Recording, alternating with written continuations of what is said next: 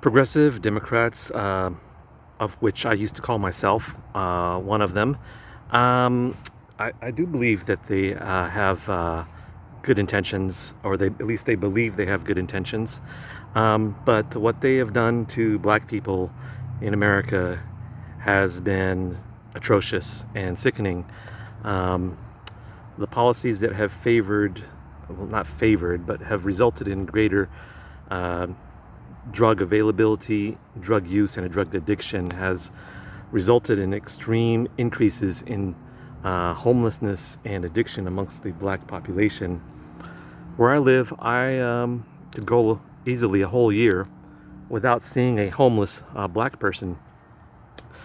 No homeless African Americans typically in my 12-month periods. And now I see them two at a time sometimes, two in the same Starbucks, two in the same huddled group in the drainage ditch or on the sidewalk, a naked, half-naked black woman stumbling on the sidewalk, her breasts exposed and apparently heading nowhere, stumbling high as a kite. Um, it's pretty sad. I literally had never seen two homeless black people in the same place at the same time ever before, unless it was downtown getting aid at a soup kitchen or a shelter or something like that. I'd never seen that before. Now I've seen it uh, quite a few times, and I don't go out that much. And this is all because we, our nations, cities, states, policies have changed in such a way that drugs are much cheaper. The border is open, so the cartels can bring in the drugs very cheaply with very low risk, and no one is stopping them. Virtually, no one is stopping them. There are some stops. The number of stops and the number of kilograms seized has skyrocketed, of course, but that's only a tiny fraction of the actual amount that's coming through. And so you're seeing an astounding number of drug deaths, 107, over 107,000 last year in the United States. My sense of it is that the actual number is probably closer to 130, 150,000, because a lot of these deaths are not going to be categorized as drug deaths. For instance, I've known people in my circle who have, for instance, walked off a cliff or fell, and that was the ultimate, and it was because of drugs that they did that, but it was categorized as an accident. So also the number of black men being murdered as a result of quote-unquote criminal justice reform has skyrocketed. We're talking about 8,500 in a single year. That is insane. If you don't, if you haven't been following crime statistics, that's an insane number. That is more than the number of white people murdered, plus the number of Asian people murdered, plus the number of people categorized as other murdered in that same year. That's what I'm talking about.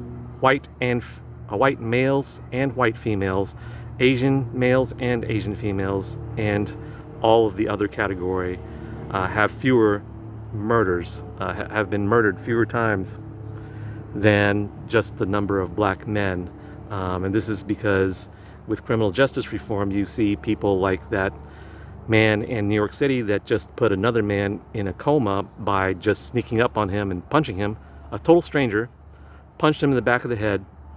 The victim fell on the ground, brutalized. The victim was in a coma. If he ever comes out, he'll be wondering, why did this stranger hit me in the back of my head and put me in a coma? Well, this man who punched the other man was set free on zero bail. It was not considered a felony, so they were not able to keep him in jail. So he just walked free.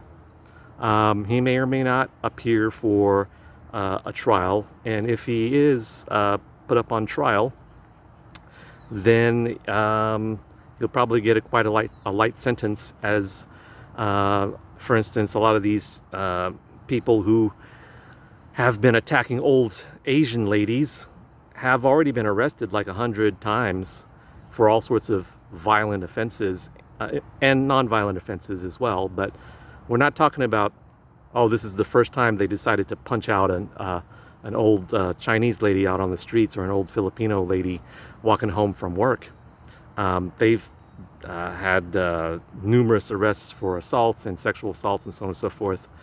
And that's why you've seen the number of old Asian ladies being assaulted and beaten. We're talking about beaten brutally. Skyrocket. That number has skyrocketed over the past couple of years because the punishments don't match the crime.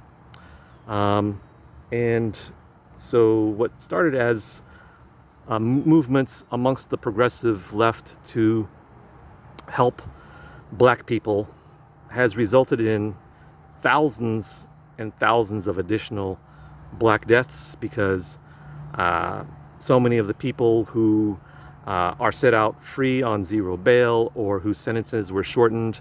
I think there was a murderer who was sentenced to life in prison recently, years ago, and he was just given the opportunity to get out of prison this year because of a change in the laws. He beat a 13-year-old girl to death.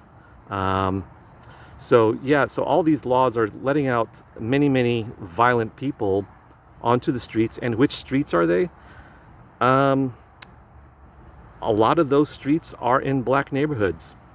Neighborhoods that are already riddled by crime. Neighborhoods in which businesses refuse to locate, and many of which are leaving. They're leaving these crime-saddled neighborhoods because of too much crime. The people working at the Starbucks don't like to have to drag out, people who have overdosed on fentanyl. They don't want to drag them out of the bathroom. Worst of all, they don't want to have to be robbed by them as they try to leave. And so lots of Starbucks and other businesses are closing, further deepening the ongoing economic crisis of Black America that's been going on for decades upon decades upon decades. It's quite a contrast. I thought that Black America was on its way to something completely different. Around 2017, 2018 or so, what I noticed was that there were so many black people working at places that I'd never seen them work before, including Asian-owned businesses, which traditionally had hired mostly Asian immigrants and Hispanic immigrants because of the extremely low wages that they were offering. But because the border had been closed up, a lot of these jobs had suddenly become available to black, young, less skilled African Americans in this city. And I started seeing them working in all sorts of places, including like Home Depot in this one neighborhood that was very, very white. And I was like, wow, why are there's like 5 black people working at the Home Depot? I don't even remember seeing one working there before. So it suddenly shifted because of the crime and drug policies. Now Black Americans in this city are worse off than I've ever seen them before. And I've been in this city for, 30 years.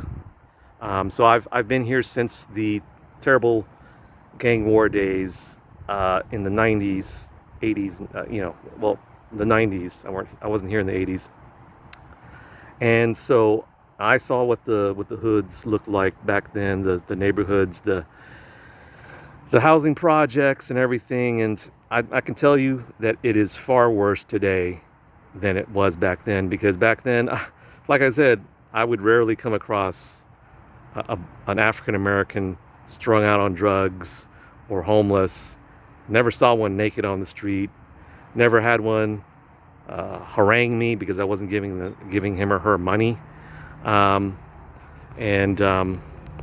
it's really pathetic. It's really sad what um, the progressive liberal policies have done to African Americans in my city, as well as many other cities around the nation. We're talking about on both the West Coast and the East Coast, and the South as well. So, all right. Well, good luck to all of you. Bye bye.